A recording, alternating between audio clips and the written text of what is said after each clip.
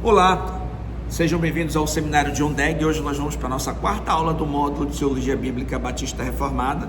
E nessa aula nós vamos falar sobre o Pacto de Obras. Então, Pacto de Obras, Pacto da Graça, Pacto da Redenção. O que significam esses termos, com a necessidade de nós utilizarmos termos que não são encontrados literalmente expressos nas Escrituras. Isso é correto? Então, nesse capítulo nós começamos a lidar com essas questões. Nós vamos conhecer um pouco melhor a teologia bíblica batista pactual, os seus termos teológicos, seus termos confessionais, a começar pelo Pacto de Obras.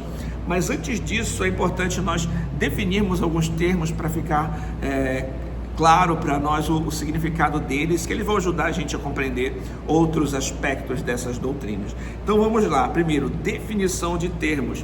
Então existem alguns termos que nós utilizamos para obtermos uma melhor compreensão da teologia bíblica e resumir pontos importantes.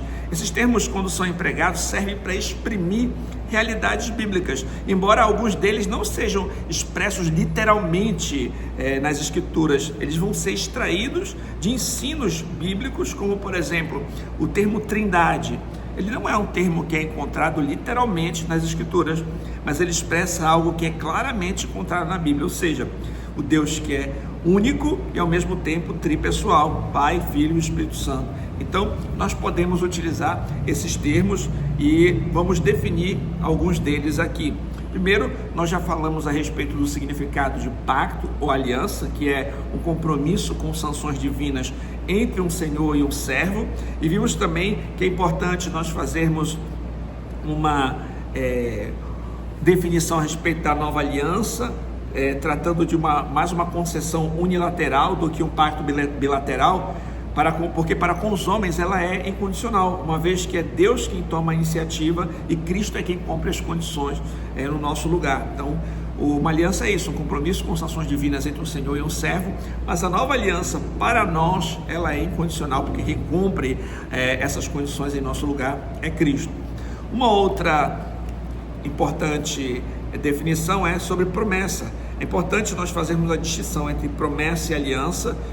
John Spilsbury, por exemplo, ressalta a diferença entre elas, mostrando que uma promessa sem resposta não é uma aliança. Então esse entendimento também vai ser útil para nós evitarmos equívocos no desenrolar do nosso estudo. Por exemplo, em Gênesis 3,15, nós vemos uma promessa sobre o Pacto da Graça, mas ele só é estabelecido como uma aliança no sangue de Cristo, na nova aliança em Cristo.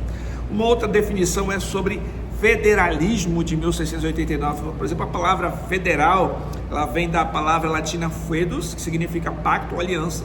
Por exemplo, a República Federativa do Brasil significa uma república de estados confederados que estão aliançados. E esse número 1689 vem do ano de 1689, ou seja, federalismo de 1689 de respeito ao federalismo da Confissão de Fé Batista de 1689, que é distinto do federalismo de Westminster, de Savoy e até mesmo do federalismo batista do século XX, que tinha algumas diferenças. Por exemplo, o que é marcante no federalismo de 1689 é a compreensão de uma diferença substancial entre a antiga e a nova aliança. E esses outros tipos de federalismo não observam essa diferença substancial. Eles vão observar um pacto da graça em duas administrações. Então, a antiga e a nova aliança como sendo administrações do mesmo pacto.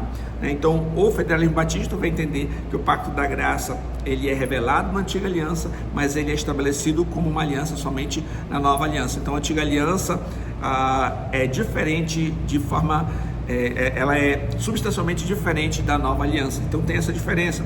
Então o federalismo do século XX, por exemplo, vai chegar no credobatismo por outros caminhos e não pela teologia pactual em si, certo? Eles vão pelo princípio regulador do culto, entre outros motivos pelo qual entendem que o credobatismo é o correto. Mas o federalismo batista chega no credobatismo, inclusive pela teologia pactual.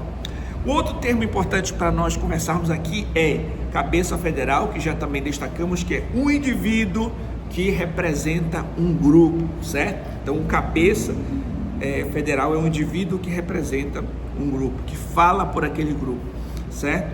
O outro importante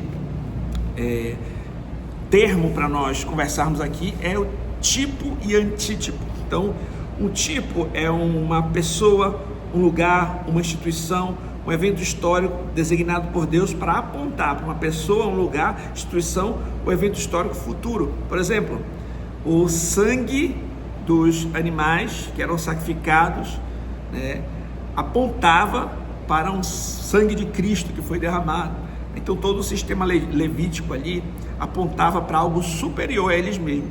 E o Dr. Richard Barcelos vai explicar como se dá essa relação entre tipo e antítipo, com alguns pontos importantes para ajudarmos na nossa compreensão das Escrituras. Olha o que ele diz aqui.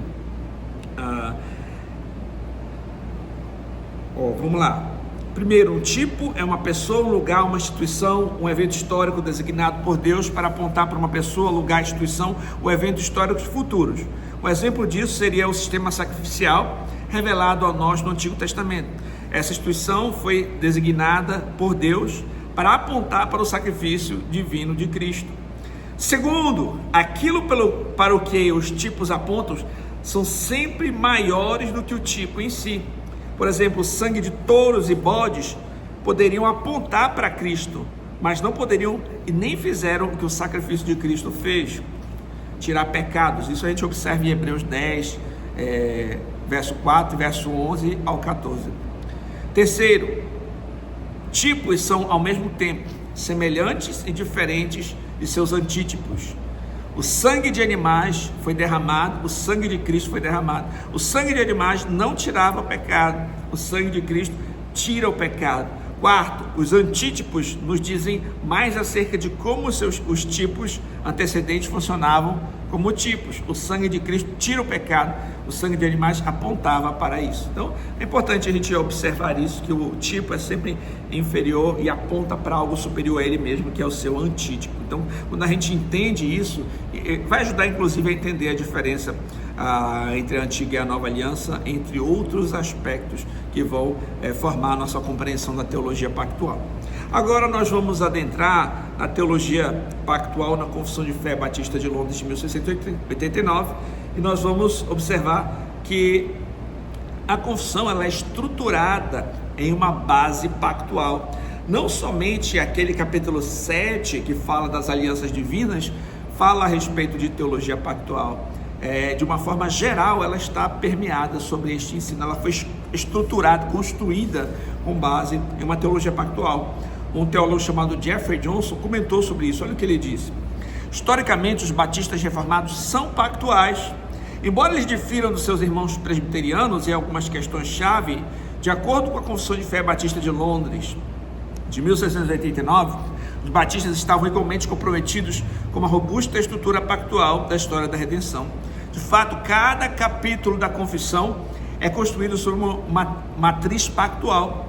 Embora o capítulo 7 seja inteiramente dedicado às alianças, os capítulos sobre criação, providência, queda do homem, Cristo, justificação, arrependimento, evangelho, boas obras e perseverança são explicados a partir de uma perspectiva pactual. Para os nossos antepassados batistas, uma alteração da doutrina dos pactos é uma alteração do Evangelho de Jesus Cristo.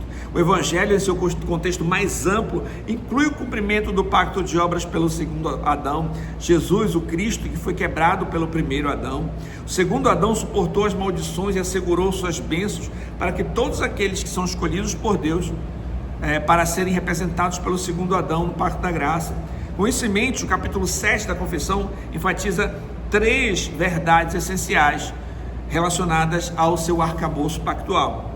Parágrafo 1 confessa um pacto de obras pré-lapsariano, ou seja, antes da queda. O parágrafo 2 confessa o pacto da graça pós-lapsariano. E o parágrafo 3 confessa o pacto da redenção eterna. Então, esses 3 grandes pactos nós vamos estudar aqui em nosso curso.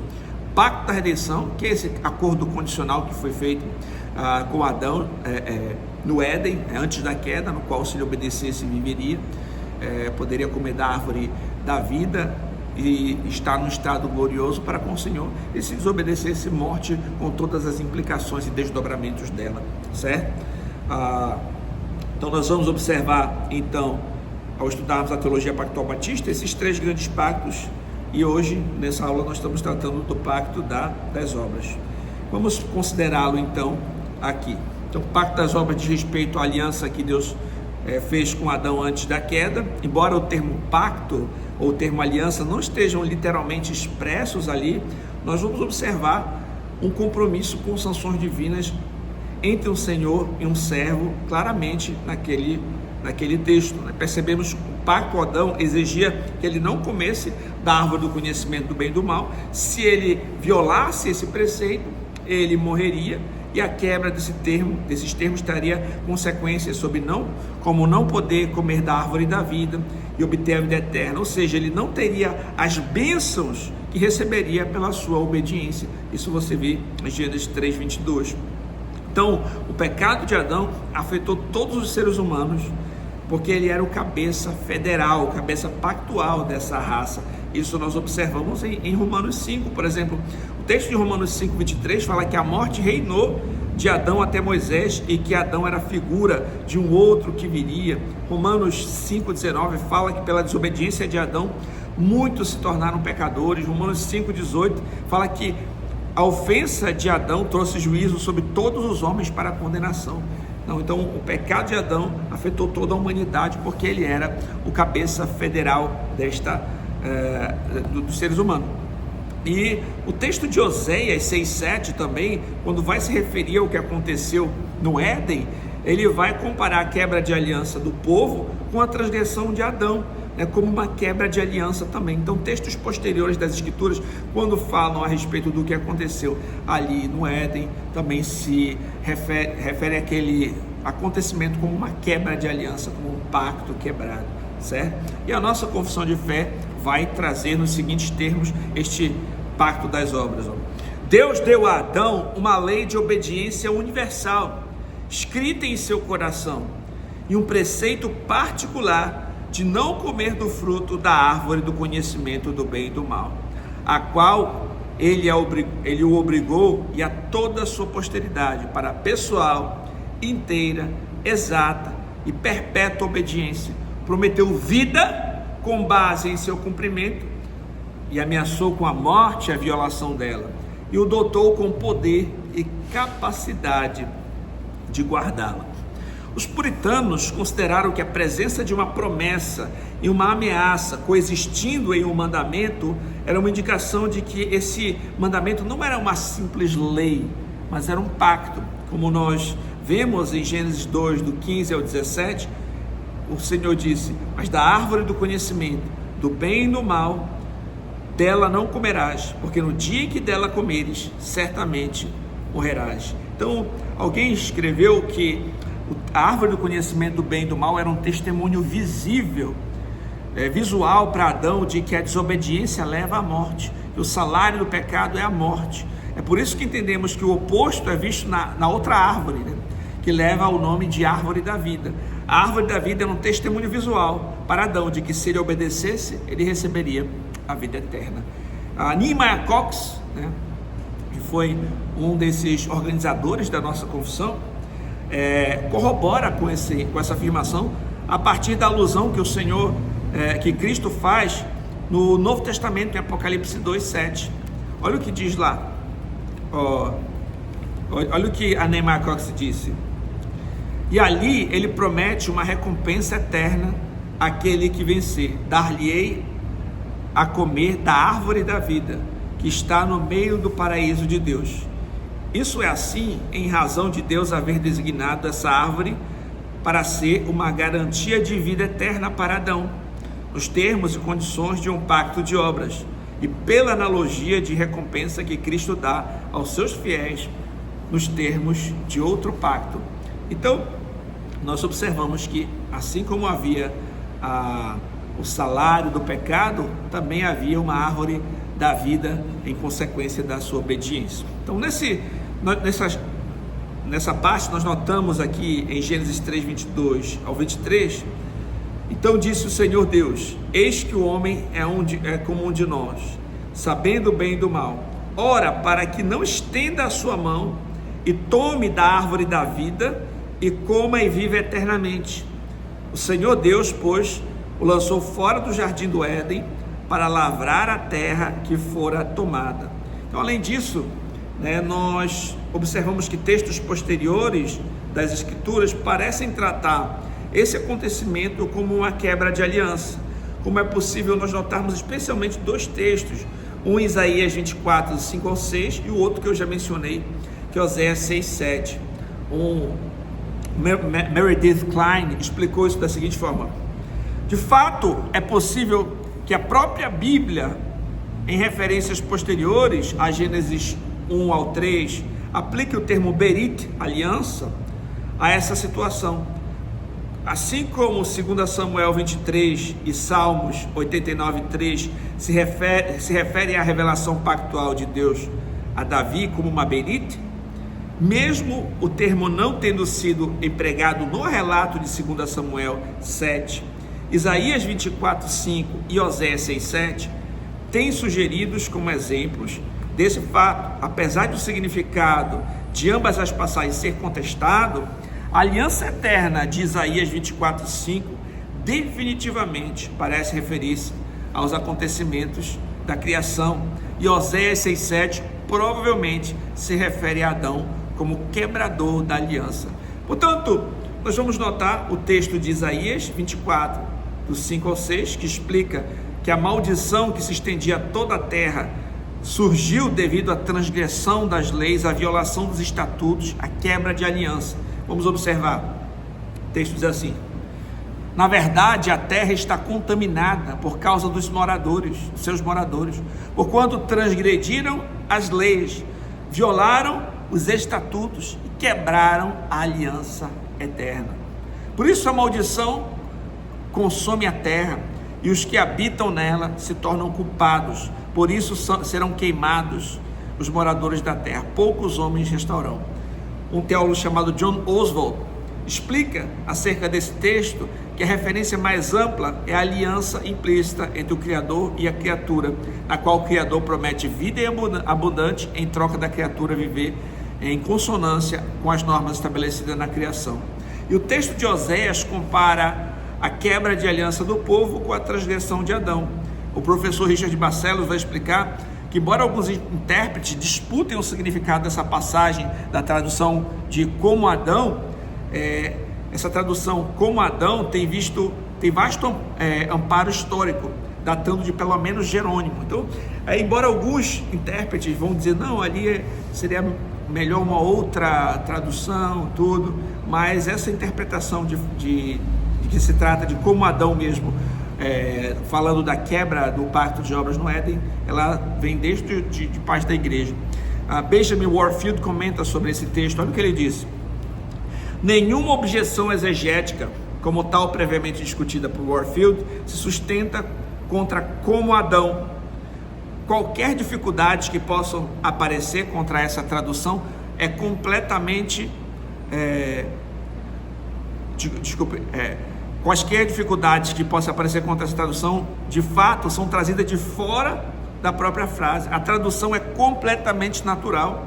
A transgressão de Adão, como grande ato normativo da quebra do pacto, tornou-se naturalmente o padrão contra o qual o atrevimento de Israel ao violar a aliança pudesse ser comparado.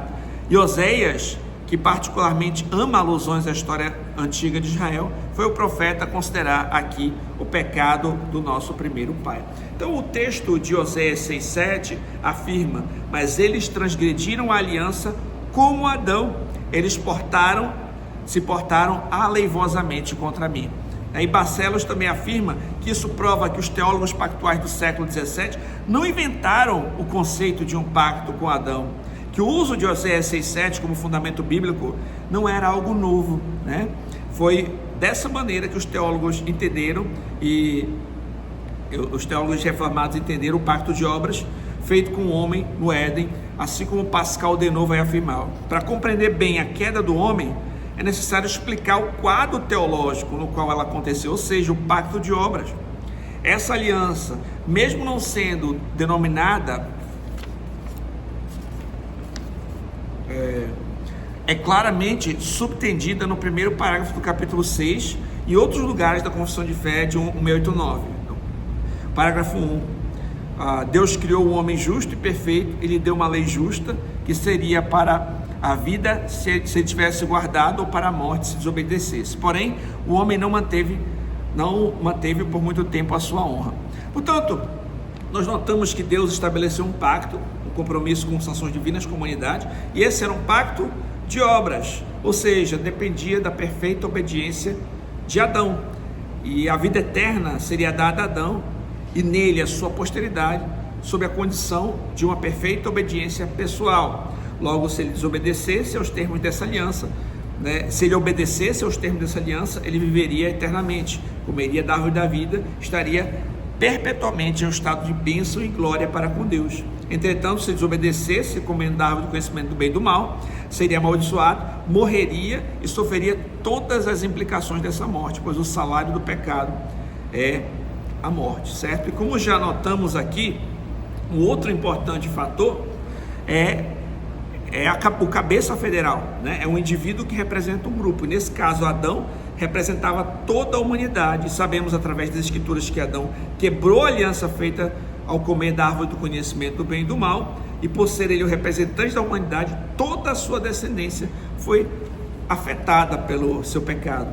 Então, John Owen resumiu o conceito puritano do pacto de obras após a queda da seguinte maneira: o homem continuou sob obrigação de dependência de Deus e sujeição à sua vontade em todas as coisas, mas o relacionamento especial de mútuo interesse, em virtude do primeiro pacto, cessou entre eles. E a Confissão de Fé de Londres vai dizer: sendo eles os ancestrais e pelo desígnio de Deus os representantes de toda a humanidade, a culpa do pecado foi imputada a toda a sua descendência, e a corrupção natural passou a todos os seus descendentes, que deles procedem por geração ordinária.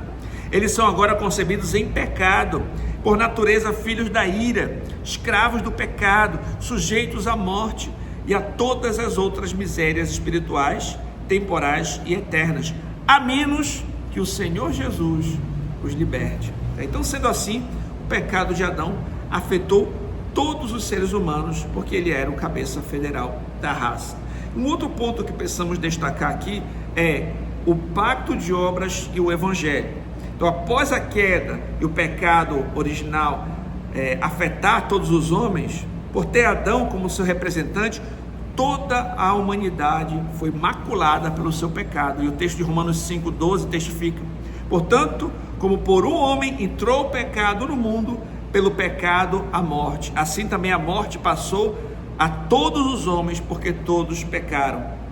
Além disso, o texto de Romanos 5,14 fala: no entanto, a morte reinou de Adão até Moisés, até sobre aqueles que não tinham pecado, à semelhança da transgressão de Adão, o qual é figura daquele que haveria de vir. Então, Adão também era um tipo, o qual é figura daquele que há de vir, Ou seja, ele é um tipo que apontava para Cristo também. Mais adiante, o texto de Romanos 5,18 afirma que a ofensa de um só homem trouxe juízo sobre todos os homens para a condenação, mas pela justiça de um só veio graça e justificação, para a justificação da vida dos homens. Então, pois assim como por uma só ofensa veio juízo sobre todos os homens para a condenação, assim também por um só ato de justiça veio graça a todos os homens para a justificação da vida. Em seguida, no verso 19 do capítulo 5 de Romanos, atesta que para a desobediência de Adão, muitos se tornaram pecadores, e pela obediência de Cristo, muitos serão feitos justos. E Barcelos destaca que o pacto de obras também aqui nesse texto, olha o que ele diz: é chamado pacto de obras devido ao fato de que era condicionado à obediência de Adão ou suas obras. O termo obras, na expressão pacto de obras, é um sinônimo de obediência. É um termo que reflete uma interpretação bíblica subsequente, portanto infalível, de vocação edênica de Adão. Veja Romanos 5, do 12 ao 21. Romanos 5, 19 justifica o termo quando diz: logo, assim como por meio da desobediência de um só homem muitos foram feitos pecadores, assim também por meio da obediência de um único homem muitos serão feitos justos. Então, a Barcelos está mostrando como nós encontramos esses princípios do pacto das obras aqui nesse texto de Romanos 5. E o Nehemiah Cox vai explicar: O pacto de Deus com Adão não deve ser considerado como se dissesse respeito somente a esse indivíduo. Pelo contrário, Deus o tratou como raiz e representante de toda a humanidade que nasceria dele. De acordo com o curso ordinário da natureza, seria contada como estando nele, sua raiz natural e federal. Desse modo, se Adão permanecesse no pacto, toda a humanidade permaneceria. Mas em sua queda, todos pecaram e caíram nele, porque pela desobediência de um só homem, muitos foram feitos pecadores. Romanos 5,19. Em relação a isso, dito que ele é um tipo, e Cristo é o antítipo, né? Ou figura daquele que estava por vir. Pois, como o pecado de Adão foi imputado a todos quantos estavam em Adão, assim também a obediência de Cristo é imputada a todos os que estão em Cristo. Portanto, compreender corretamente o pacto das obras nos traz uma compreensão bíblica da queda, dos seus efeitos para a humanidade, e nos apresenta o quadro legal no qual nós compreendemos o que é o pecado, as suas implicações para toda a criação. Esse entendimento será essencial para nós compreendermos sobre o Evangelho, né? O Jeffrey Johnson comentou: teologia da Aliança Batista, por outro lado, entende que a salvação e a justificação sempre pertenceram à Aliança da Graça. No entanto, também entende que o julgamento e a condenação sempre vieram como resultado do pacto das obras. A aliança de obras não cessou depois que foi quebrada pela queda de Adão. Ao contrário, ela permaneceu em operação e continua mantendo o homem caído em cativeiro até que ele seja espiritualmente transferido somente pela fé para dentro o número dos membros da Aliança da Graça. A lei de Deus deve prevalecer sobre o homem até que ela seja satisfeita, tanto em penalidades quanto em suas exigências. Sendo assim, nós notamos a necessidade de obediência perfeita, sem nenhuma transgressão à lei de Deus, a qual nenhum de nós da caída posteridade de Adão conseguia cumprir. Eis o grande dilema: como um Deus todo-poderoso, soberano, justo, poderia salvar pecadores como nós, sem deixar de ser justo juiz e condenar aqueles que transgrediram as suas leis santas, justas e boas? Um preço precisava ser pago por nós e as exigências divinas precisavam ser atendidas. Esse é o motivo pelo qual o último Adão, Jesus Cristo, se tornou obediente até a morte de cruz. Cristo Jesus, o Filho de Deus, obedeceu perfeitamente a todas as exigências divinas no lugar do seu povo. É explícito então o contraste claro entre a desobediência de Adão e a obediência de Cristo.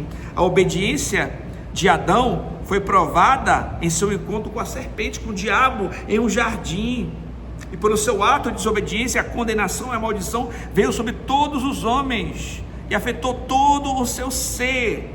Agora, os homens caídos encontram-se mortos em delitos e pecados, conforme Efésios 2, sem condição alguma de se justificarem, embora as exigências de obediência perfeita continuem em vigor. Portanto, todos necessitam escapar da ira vindoura e da condenação que os espera. Todos precisam de um Salvador.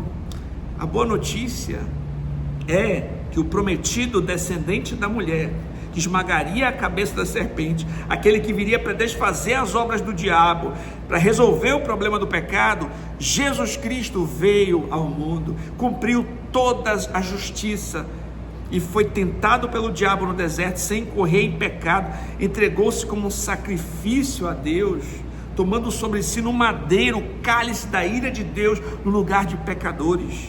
Sendo Deus homem, Jesus Cristo foi capaz de aplacar a ira divina, salvar uma grande multidão de pessoas de todas as tribos, língua, povo e nação, conforme Apocalipse 5:9, e coloca-se como perfeito mediador entre Deus e os homens, por meio do sacrifício de Cristo, a reconciliação com Deus, e todos aqueles que são conduzidos ao arrependimento e à fé, né, para a salvação, eles encontram salvação em Jesus.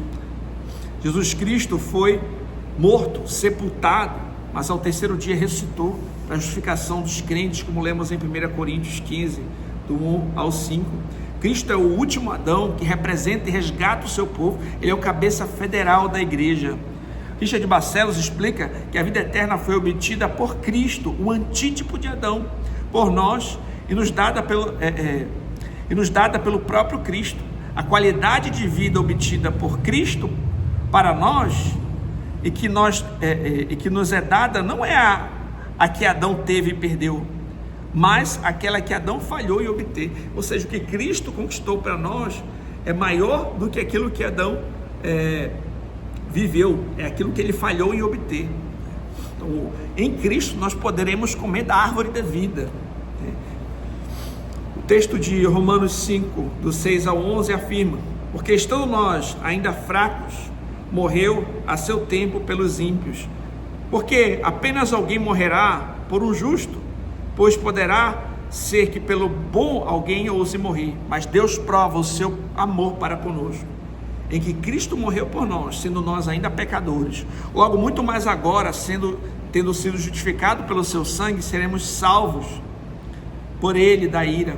Porque se nós, sendo inimigos, fomos reconciliados com Deus pela morte de seu Filho, muito mais tendo sido já reconciliados, seremos salvos pela sua vida. E não somente isso, mas também nos gloriamos em Deus por nosso Senhor Jesus Cristo, pelo qual agora alcançamos reconciliação. Logo, meus irmãos, existem apenas duas posições onde cada um de nós, cada um dos seres humanos pode estar. Ou você encontra-se Adão, tentando inutilmente, por suas próprias obras, salvar a si mesmo, ou você encontra-se em Cristo, em um pacto da graça, e é salvo pela obra dele, a sua obra redentora. Você está em Adão ou você está em Cristo? Charles Spurgeon afirma que Jesus é o cabeça dos eleitos.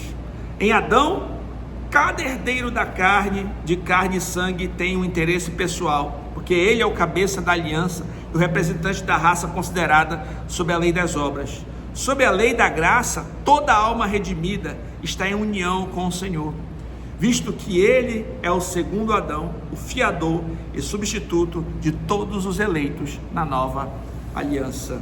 Eu concluo essa parte com a citação de Richard Barcelos, que resume muito sobre o que vimos aqui do pacto das obras. Olha o que ele diz: um pacto foi imposto a Adão no jardim, e assim o foi para o seu bem, objetivando um melhor estado de existência para o próprio Adão, para todos aqueles a quem ele representava.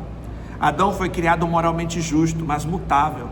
Ele não foi criado em um estado que pudesse ser chamado de glória, como indicado acima, porque Adão pecou, não entrou em glória, mas há esperança. Nosso Senhor é o último Adão, que sofreu e entrou na glória por nós e para a nossa salvação. Entender o pacto das obras nos ajuda a entender melhor a vocação do nosso Senhor e o Evangelho com mais claridade e profundidade teológica. Então nós concluímos essa aula muito importante sobre o pacto das obras, e eu vou agora lembrar aquelas partes que você não pode perder. Se algo passou em branco nessa aula, eu vou lembrar você agora. Faça suas anotações. Nós observamos aqui nessa aula o significado de vários termos importantes para o estudo da teologia bíblica. Salientamos especificamente o que é o pacto das obras e buscamos compreender as suas implicações, inclusive para a história da salvação. Observe que, primeiro, o pacto das obras diz respeito à aliança que foi feita por Deus com Adão no Éden antes da queda, certo? Segundo, Adão foi criado moralmente justo, mas mutável. Terceiro, Adão deveria obedecer perfeitamente à lei de Deus, não comer da árvore do conhecimento do bem e do mal. Se ele obedecesse, viveria e poderia comer da árvore da vida. Se desobedecesse, morreria com todas as implicações dessa morte. Por isso o nome pacto de obras, porque diz respeito à desobediência, à obediência ou à desobediência de Adão. Quarto, Adão era o representante de toda a humanidade, por isso a queda de Adão afetou toda a sua descendência. Aqui, importante o conceito de cabeça federal, ele é um indivíduo que representa um grupo. Quinto, os descendentes de Adão continuam obrigados a obedecer perfeitamente à lei de Deus, mesmo que agora estejam incapacitados para tanto. Então ninguém consegue salvar a si mesmo, ninguém consegue obedecer perfeitamente às exigências divinas. Por isso que nós precisamos todos de um Salvador. Sexto, Cristo é o último Adão que cumpre perfeitamente as exigências divinas no lugar do seu povo. Sétimo, o pecado de Adão foi imputado a todos quantos estavam em Adão. Assim também a obediência de Cristo, a justiça de Cristo é imputada a todos que estão em Cristo. Oitavo, os seres humanos só podem ser salvos pela graça mediante a fé em Cristo. Nono, entender o pacto de obras nos ajuda a entender melhor a vocação do nosso Senhor, o Evangelho com mais claridade e profundidade teológica. Na próxima aula nós vamos continuar estudando esse assunto, falando agora sobre o pacto da graça. Aguardo você na próxima aula.